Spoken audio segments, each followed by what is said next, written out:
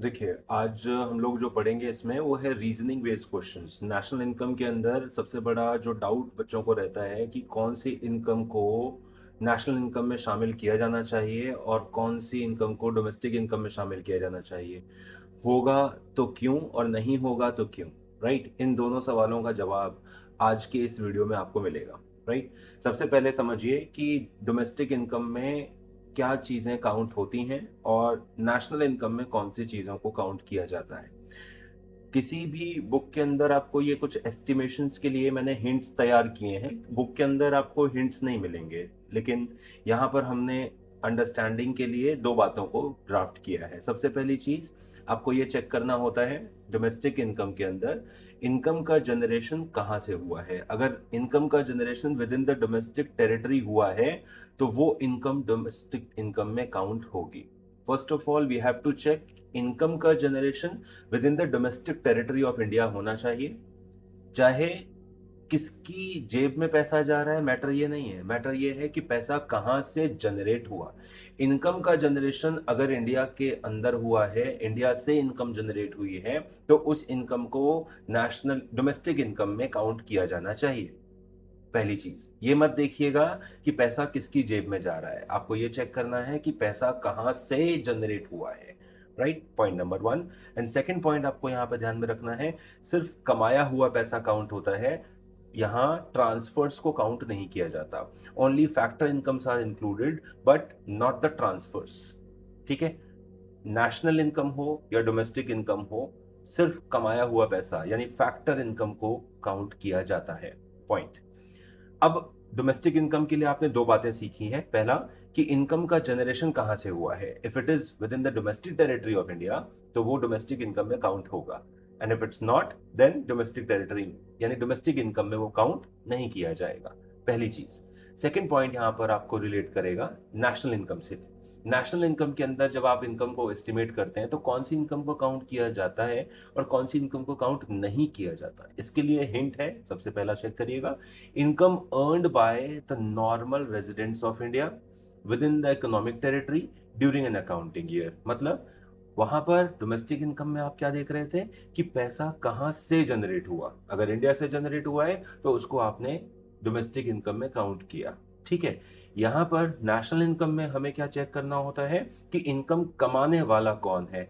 If the income is earned bye the normal residents of India, I am not saying Indian, मैं कह रहा हूं normal residents of India, चाहे वो किसी भी देश का व्यक्ति हो, अगर एक साल से इंडिया में वो स्टे कर रहा है और पैसा कमा रहा है, उसको नॉर्मल रेजिडेंट का स्टेटस मिला है अगर, तो income earned bye the normal residents of India, ठीक है, with in an economic territory, पैसा चाहे अपनी कंट्री से कमाया हो उसने यहाँ पे रहकर, या यहाँ पर रहकर उसने बाहर की कंट्रीज से पैसा कमाया है, उस इनकम को नेशनल इनकम में काउंट किया जाएगा। डोमेस्टिक इनकम में प्राइमरीली हम ये चेक कर रहे थे income generation within the domestic territory होना चाहिए, और नेशनल इनकम में हम प्राइमरीली चेक करते हैं कि इनकम कमाने वाला कौन है। If it is earned by the normal residents of India that income will be included in national income. ठीक है, और सेकेंड पॉइंट जो सेकेंडरी इंपैक्ट है वो डोमेस्टिक और नेशनल दोनों के लिए सेम रहेगा। क्या? ओनली कमाया हुआ पैसा, means only factor incomes are included, transfers exclude किए जाएंगे। ठीक है जी, इन दोनों को समझने के बाद अब हम कुछ केसेस आपके सामने रखेंगे और हम इसको डिस्कस करेंगे कि कैसे जजमेंट होता है। आइए सबसे पहले पॉइंट क्वेश्चन को समझिएगा। क्वेश्चन कहता है rent paid by the embassy of Japan in India to a resident Indian. एक केस हमने बनाया है जहां पर हम ये कहते हैं कि आप मान लीजिए आपकी प्रॉपर्टी दिल्ली में है और वो प्रॉपर्टी आपने लीज पर दे रखी है यानी रेंट पर दे रखी है जापानीज एम्बेसी को। एक एग्जांपल क्रिएट किया है, यहाँ समझिएगा। तो आपको जो रेंट मिल रहा है, प्रॉपर्टी आपकी है, उसमें जापानीज एम्बेसी काम कर रही है, तो आपको जो रेंट मिल रहा है क्या वो डोमेस्टिक इनकम में काउंट होना चाहिए? Answer no. क्यों? क्योंकि जापानीज एम्बेसी जो इंडिया में है, इसको ऑपरेट करने का टेंशन और इसका जो खर्चा है वो जापान देगा। ठीक है, टेक्निकली आपको जो रेंट मिल रहा है it is generated from Japan and not from India. इसलिए डोमेस्टिक इनकम में इस रेंट को काउंट नहीं किया जाएगा। यहाँ पे चेक करिए, देखिए आंसर लिखा हुआ है एनडीपी मतलब डोमेस्टिक इनकम, और अगर हम यहाँ एनएनपी लिखेंगे तो वो नेशनल इनकम होगा। डोमेस्टिक इनकम में इसको काउंट नहीं किया जाएगा। क्यों? It will not be included. क्यों? Because because the Japanese embassy is not a part of domestic territory of India. Japanese embassy जो है वो इंडिया की डोमेस्टिक टेरिटरी का हिस्सा नहीं है, इसलिए हम इसको काउंट नहीं करेंगे। Point number 1। लेकिन नेशनल इनकम का क्या सर? नेशनल इनकम में इसको काउंट किया जाएगा क्या? हाँ जी, नेशनल इनकम में काउंट किया जाएगा। प्रॉपर्टी आपकी है और आप इंडियन रेजिडेंट हो, आप रेंट कमा रहे हो not from India but from Japan. तो आपको ये देखना है कि पैसा कमाने वाला कौन है। कमाया हुआ पैसा, रेंट कमाया हुआ पैसा है ना। यस, पैसा कहाँ से आ रहा है? रेंट कहाँ से आ रहा है? जापान से आ रहा है। इसलिए इसको नेशनल इनकम में काउंट किया जाएगा। ठीक है, और इसका रीजन जरूर लिखना है हम लोगों को। It is factor income from abroad. पैसा कमाने वाला कौन है? Normal resident of India. और कहाँ से पैसा कमा रहा है? फ्रॉम अब्रॉड, दूसरी कंट्रीज से पैसा कमा रहा है। ठीक है, so it will be recorded age factor income from abroad. ये इसका कीवर्ड रहेगा जो आपको ध्यान में रखना है। ठीक है जी। So rent paid by the embassy of Japan यहाँ डोमेस्टिक इनकम में काउंट नहीं किया गया, नेशनल इनकम में काउंट किया जाएगा। ठीक है जी। अब आइए नेक्स्ट पॉइंट पर चलते हैं। क्वेश्चन को पढ़िए पहले। Question states that compensation of employees to the residents of Japan working in Indian embassy। ठीक है जी, जो सैलरी दे रहे हो आप, वो किसको दे रहे हो? जापानीज वर्कर्स को दे रहे हो। कहाँ पर काम कर रहे हैं वो जापानीज वर्कर्स? इंडियन एम्बेसी में काम कर रहे हैं। अब आपको समझना होगा कि डोमेस्टिक इनकम में इसको काउंट किया जाएगा या नहीं किया जाएगा। तो आंसर समझ लीजिए, डोमेस्टिक इनकम में काउंट किया जाएगा। क्यों? क्योंकि जापान में अगर इंडिया की एम्बेसी है तो उसको ऑपरेट करने का टेंशन और उसका खर्चा इंडिया देगा। ठीक है जी। अब ये जो जापानीज वर्कर वहाँ पर हमारी एम्बेसी में काम कर रहे हैं, ठीक है, तो वो उसका जो सैलरी है वो इंडिया से ही तो जा रहा है। और डोमेस्टिक इनकम में हमने पढ़ा था ना कि इनकम का generation within the domestic territory of India होना चाहिए। अगर ऐसा है तो वो इनकम डोमेस्टिक इनकम में काउंट करी जाएगी। तो यहाँ पर yes, it will be included in the domestic income. क्यों? बिकॉज इंडियन एम्बेसी चाहे वो जापान में ही क्यों ना हो, it is a part of domestic territory of India. ठीक है। अच्छा जी, नेशनल इनकम में चेक करो जी। नेशनल इनकम में उस जापानीज को जो सैलरी मिल रही है, क्या वो नेशनल इनकम में काउंट होगी? नहीं सर, नेशनल इनकम में काउंट नहीं होगी, क्योंकि पैसा कमाने वाला कौन है? एनआरआई है, नॉन रेजिडेंट इंडियन है। ठीक है, so it will not be included in the estimation of national income because it is a part of factor income to abroad. Sir, factor income to abroad है, हमने बाहर वालों को पैसा दिया है। ठीक है ना, फ्रॉम अब्रॉड आया है तो ऐड होगा, प्लस करेंगे तो काउंट हो रहा है। टू अब्रॉड हम पे कर रहे हैं तो माइनस होगा, माइनस होगा तो यहाँ एक्सक्लूडेड है। ठीक है जी। आपने जो दो हिंट्स समझे हैं उन्हीं को याद रखना है, उसी के थ्रू आप कोई भी पॉइंट को टैकल करोगे। चलो नेक्स्ट पढ़ते हैं। क्वेश्चन नंबर 3 यहाँ पर क्वेश्चन कहता है rent received by an Indian from his building in London. ठीक है, अब मान लो इंडियन लिखा है तो वो इंडियन रेजिडेंट है ना। अब आप इंडियन रेजिडेंट हो और आपकी प्रॉपर्टी लंदन में है, वहां से रेंट मिल रहा है, तो बताइए डोमेस्टिक इनकम में शामिल होना चाहिए? नहीं। क्यों नहीं होना चाहिए काउंट? क्योंकि जो रेंट जनरेट हो रहा है वो डोमेस्टिक टेरिटरी से बाहर जनरेट हो रहा है। ठीक है, it is earn outside the domestic territory of India, इसलिए इसको काउंट नहीं किया जाएगा। लेकिन नेशनल इनकम में इसको काउंट करेंगे। क्यों करेंगे जी? बिकॉज रेंट कमाने वाला कौन है? नॉर्मल रेजिडेंट ऑफ इंडिया है। रेंट कहाँ से आ रहा है? अब्रॉड से आ रहा है। तो yes, it will be included as a part of factor income from abroad. ठीक है जी। ये कीवर्ड्स लिखने बड़े जरूरी होंगे। Factor income from abroad, yes, ये मतलब कीवर्ड्स बता रहा हूँ, ऐसे लिखना होगा। Yes, it will be included, है ना, as it is earned by the normal resident of India from rest of the world, तो it's a part of factor income from abroad. ठीक है जी। नेक्स्ट पढ़िए। Profit earned by a company in India which is owned by a non resident, ठीक है। अब suppose कर लो एक कंपनी है, मान लेते हैं एक एग्जांपल लेते हैं, अमेजोन कंपनी है। अब ये कंपनी इंडिया में बिजनेस कर रही है।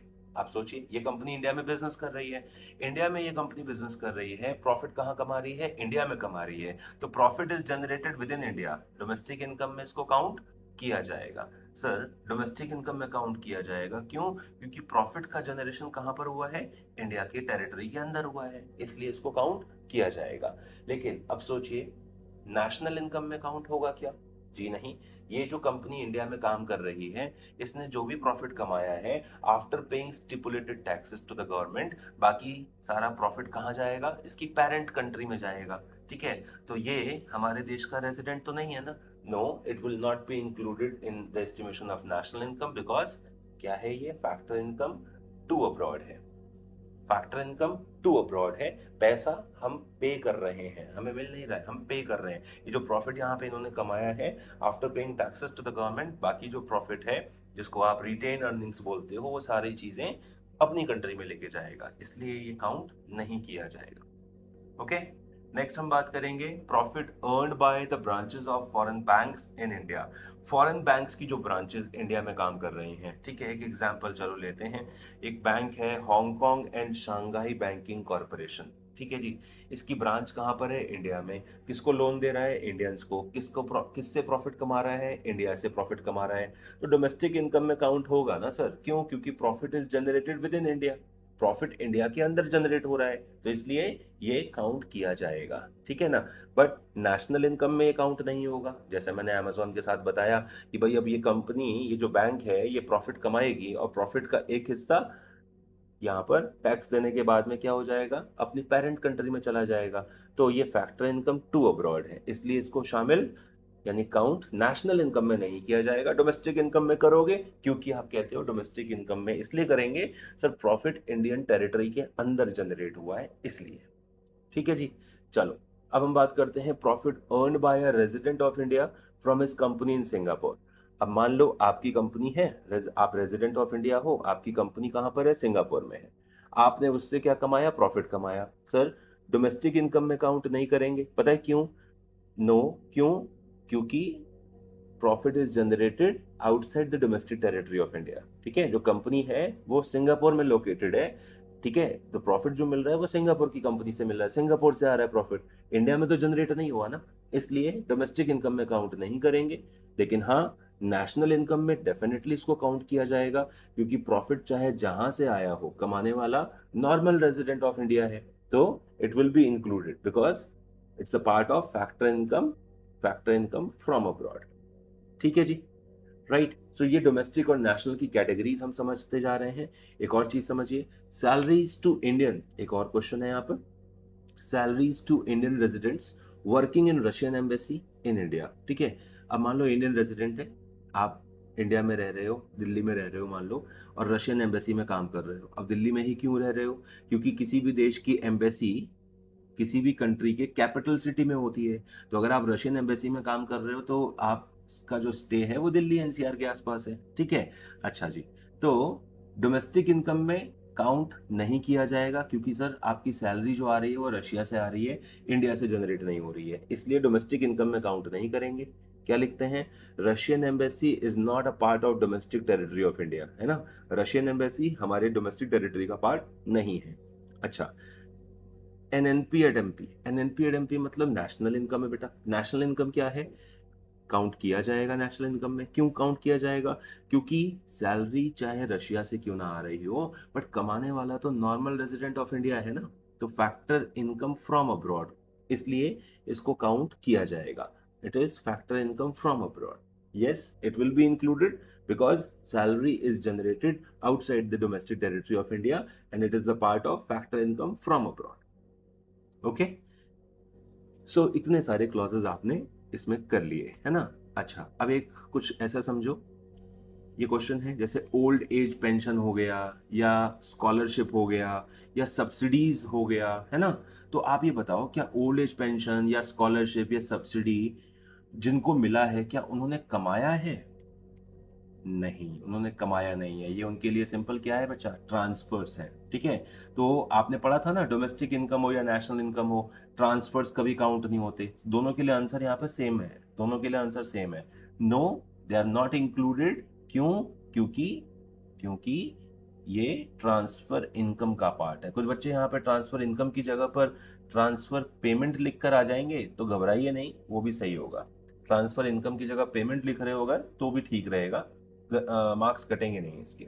ठीक है, तो old age pension, scholarship, subsidies, these are the transfers. And transfers क्या होता है कि बिना जीडीपी में कंट्रीब्यूट किए, बिना गुड्स एंड सर्विसेज के प्रोडक्शन में कंट्रीब्यूशन दिए आपको पैसा मिल रहा है। सो ये रिसीट कॉन्सेप्ट है, अर्नड कॉन्सेप्ट नहीं है। और हम कमाया हुआ पैसा काउंट करते हैं, चाहे डोमेस्टिक इनकम हो चाहे नेशनल इनकम हो। ठीक है, फिर एक पॉइंट आता है इसमें, financial sale and purchase of shares, bonds, debentures. Financial sale purchase आप समझिएगा, अगर आप शेयर्स बेच रहे हो, ठीक है, एक कंपनी ने अपने शेयर्स बेचे, जरा समझने की कोशिश करिएगा, एक कंपनी ने अपने शेयर्स बेचे, तो शेयर्स बेचने के बदले में क्या लिया होगा, पब्लिक से पैसा लिया होगा। ठीक है, तो कंपनी ने दिए कागज यानी शेयर्स, और उसके बदले में ले लिया पैसा। मुझे एक बात समझनी है, क्या इस चीज में देश के अंदर कोई गुड या सर्विस प्रोड्यूस हुआ? मैंने अपने नाम की ओनरशिप आपको दी और आपसे बदले में पैसे ले लिए। यहां पर क्या हुआ है, merely transfer of financial paper claim.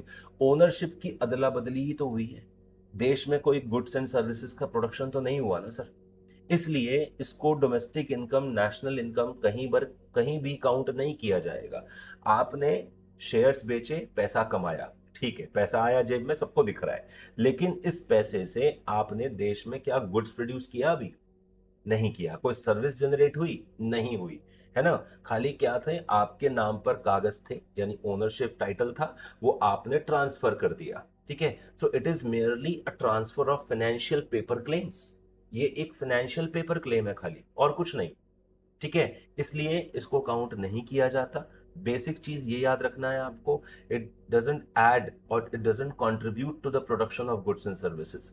Goods and services के अंदर इसका कंट्रीब्यूशन नहीं है। ये सिर्फ और सिर्फ फाइनेंशियल पेपर क्लेम्स माने जाते हैं। पेपर क्लेम का मतलब है जिन कागजों को दिखाकर आप कह सकते हो कि भाई ये देखो, मैंने इन्वेस्टमेंट किया है और मैं इस कंपनी में इतने शेयर का मालिक हूं। सिर्फ कागजों पर नाम की अदला बदली हुई है, देश में कोई प्रोडक्टिव एक्ट नहीं हुआ। इसलिए earnings from sale of shares ये काउंट नहीं किया जाता। ठीक है, शेयर्स हो, डिवेंचर्स हो, बॉन्ड्स हो, इनमें ये काउंट नहीं किया जाता। ठीक है, आइए, brokers commission on sale of an old car. अब इस क्वेश्चन को थोड़ा सा ऐसे समझ लो, शेयर्स, कंपनी ने इन्वेस्टर्स को शेयर्स बेचे। ठीक है, अभी हमने बताया ना, कंपनी ने शेयर्स बेचे, किसको? इन्वेस्टर्स को बेचे। तो कंपनी के पास में इन्वेस्टर के थ्रू क्या आया? पैसा आया।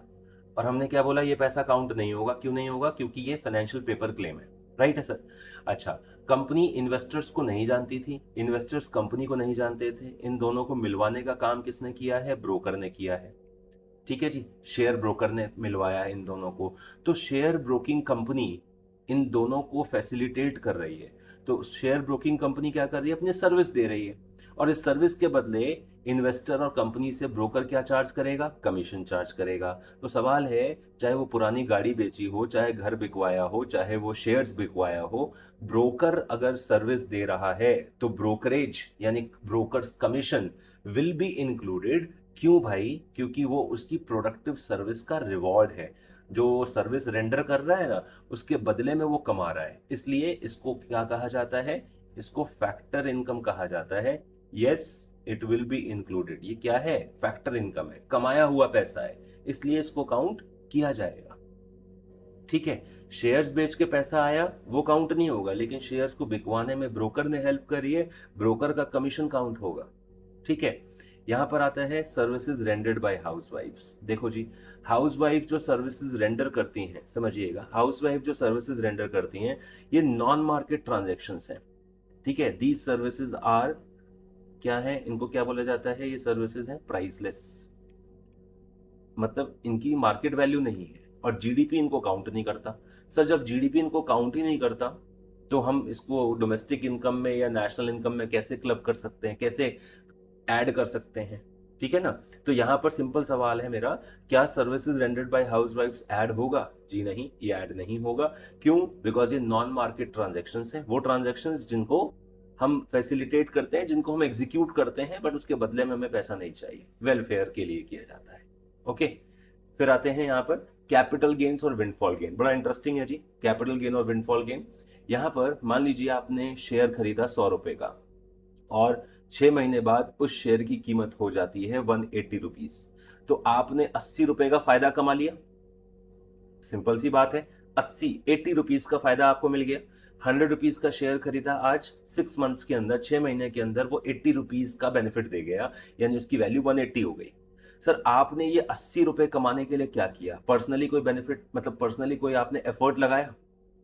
पर्सनल एफर्ट लगा आपका कुछ? आप क्या कंपनी में गए थे काम करने के लिए, या आपने कुछ ऐसा काम किया जिससे शेयर वैल्यू बढ़ जाए? आपने कुछ नहीं किया, आप शेयर खरीद कर चुपचाप बैठे रहे। आपने देखा कुछ टाइम बाद उसकी वैल्यू अपने आप बढ़ गई है। तो सर ये जो बेनिफिट मिला है ना आपको 80 रुपीज का, ये टाइम की वजह से मिला है, ये एक्सटर्नल फैक्टर्स की वजह से बेनिफिट मिला है, आपका पर्सनल एफर्ट नहीं है इसमें। इसलिए नेशनल इनकम में या डोमेस्टिक इनकम में, देखिए दोनों की चीजें, नेशनल इनकम या डोमेस्टिक इनकम, दोनों के अंदर कैपिटल गेन्स को काउंट नहीं किया जाता। क्यों? क्योंकि इसमें आपका आपका पर्सनल कंट्रीब्यूशन नहीं है। There is no flow of goods and services in the economy. ठीक है, जो एसेट था वही एसेट है, उसकी वैल्यू बढ़ रही है, उसका प्राइस बढ़ रहा है खाली, और नया एसेट थोड़ी जनरेट हुआ। ठीक है, इसलिए इसको काउंट नहीं किया जाता। ठीक है, दिस इज कैपिटल गेन। चाहे पुराना घर खरीदा है, मतलब प्रॉपर्टी खरीदी है, उसकी वैल्यू बढ़ गई तो भी कैपिटल गेन है, शेयर खरीदा है, वैल्यू बढ़ गई तो भी कैपिटल गेन है। बट इसमें देखिए ना, आपने पर्सनली कुछ नहीं किया है। जब तक आपका पर्सनल कंट्रीब्यूशन नहीं होगा, नेशनल इनकम डोमेस्टिक इनकम में इसको शामिल नहीं किया जाएगा। राइट, फिर आइए विंडफॉल गेन्स की तरफ। विंडफॉल गेन्स में क्या है? विंडफॉल गेन मतलब अनएक्सपेक्टेड मनी, जिसको कहते हैं ना लॉटरी लग गई, पैसा प्राइज मनी जीत गए, तो वो सब चीजें विंडफॉल गेन है। अब इसमें कनेक्शन समझिएगा, कैपिटल गेन और विंडफॉल गेन एक जैसा लगता है, बट ऐसा समझिए, इसमें कैपिटल गेन को कमाने के लिए इनिशियली कुछ इन्वेस्टमेंट करना पड़ता है। दिख रहा है आपको, 100 रुपए लगाए थे ना शेयर्स में, तभी तो आपको फायदा हुआ। लेकिन विंडफॉल गेन करने के लिए एज सच ऐसा कोई इन्वेस्टमेंट नहीं होता। विंडफॉल गेन कमाने के लिए एज सच ऐसा इतना मेजर बड़ा इन्वेस्टमेंट नहीं किया जाता। ठीक है, अनएक्सपेक्टेड मनी इनकम मिल जाना, ये विंडफॉल गेन है। अब आप सोचिए कि आपने अगर 100 रुपए लगाकर 80 रुपीज का बेनिफिट कमाया, हमने वो काउंट नहीं किया, तो ये अनएक्सपेक्टेड मनी काउंट हो जाएगा क्या? अनएक्सपेक्टेड मनी भी काउंट नहीं होता। क्यों? क्योंकि इसमें आपका पर्सनल एफर्ट नहीं है, doesn't add to the flow of goods and services. Right, तो windfall gain, capital gain out of the bracket, means ना तो डोमेस्टिक में काउंट होगा, ना तो नेशनल इनकम में काउंट होगा। इजी। फिर आते हैं यहाँ पर remittances from non residents to their families in India. ठीक है, रेमिटेंसेस का मतलब होता है बेटा ट्रांसफर्स। ठीक है, आपके रिलेटिव्स मान लीजिए दूसरी कंट्री में जॉब कर रहे हैं, बिजनेस कर रहे हैं, वो वहां से पैसा भेज रहे हैं फैमिलीज को इंडिया में।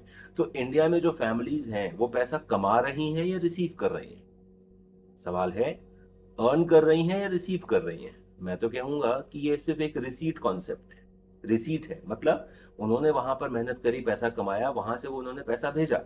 तो चाहे डोमेस्टिक इनकम हो या नेशनल इनकम हो, ये पैसा क्या है? ये ट्रांसफर्स है ना। ये पैसा आपको दूसरी कंट्री से मिला है, तो ये ट्रांसफर्स काउंट नहीं किया जाता। आपको पढ़ाया है हमने, डोमेस्टिक हो या नेशनल हो, ट्रांसफर्स काउंट नहीं किए जाते। ठीक है, एंड फिर आइए free meal to employees by the employer of the organisation. अगर आपको फ्री मील मिल रहा है तो आप समझ जाइए कि ये कैश इन काइंड है, आपकी सर्विसेज को कैश देकर नहीं, बट उनकी वर्थ देकर सेटिस्फाई किया जा रहा है, रेम्यूनरेट किया जा रहा है। सो रेम्यूनरेशन की बात मैं करता हूं, अगर कॉम्पनसेशन की बात करता हूं, तो कॉम्पनसेशन कैश में भी होता है और इन काइंड भी होता है।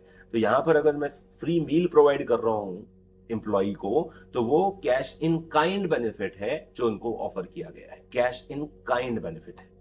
ठीक है, सो ये काउंट किया जाता है। क्यों? क्योंकि ये कॉम्पनसेशन ऑफ एम्प्लॉयज का पार्ट है। कॉम्पनसेशन एक तरीके का फैक्टर इनकम है, कमाया हुआ पैसा है। ठीक है जी, फिर हम बात करते हैं expenditure on education of children by family.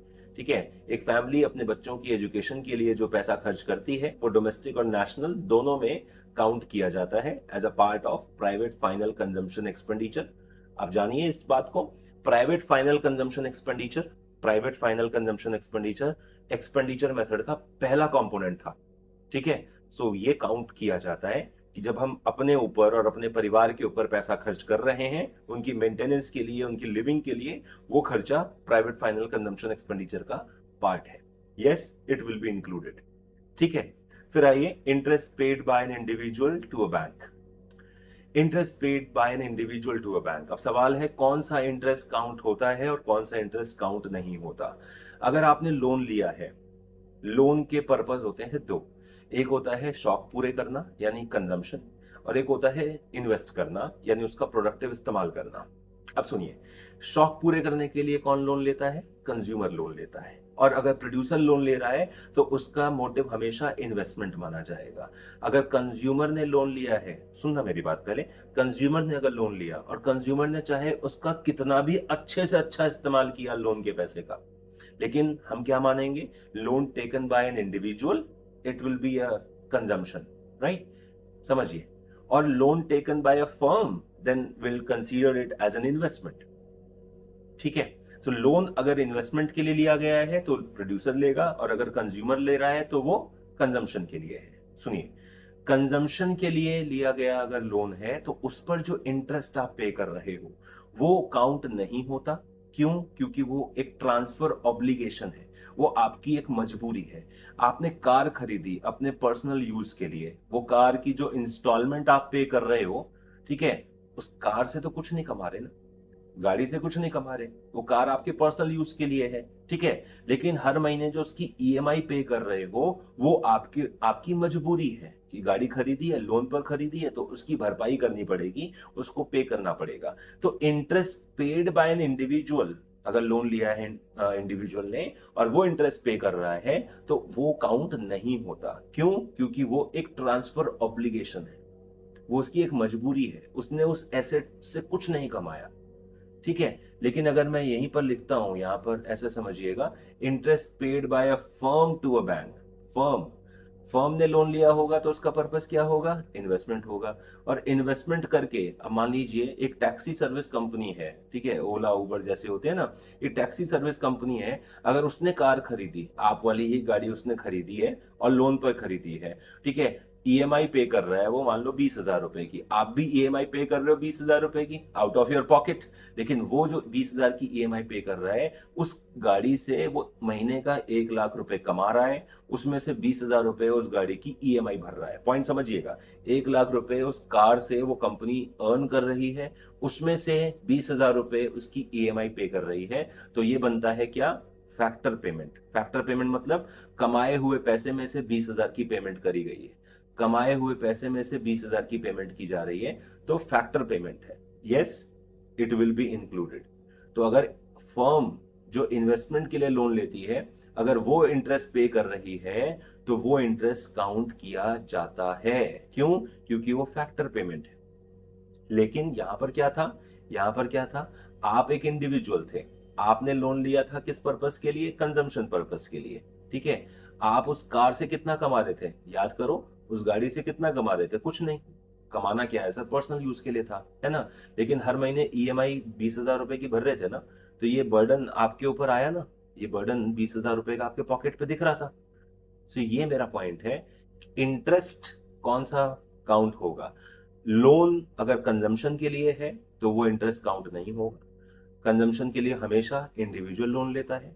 Loan अगर इन्वेस्टमेंट के लिए है, जो कि फर्म लेती है, हमेशा इन्वेस्टमेंट के लिए लोन फर्म के द्वारा लिया जाता है, उस पर इंटरेस्ट काउंट होता है। ठीक है, एंड फाइनली यहां पर चेक कर लीजिए बस, interest paid by a bank to an individual on bank deposit. आपके बैंक अकाउंट, आप में बैंक अकाउंट में पैसा जमा कराते हो तो बैंक देता है आपको, इंटरेस्ट देता है, तो वो इंटरेस्ट काउंट होगा कि नहीं होगा? सर वो कमाया हुआ पैसा है आपका।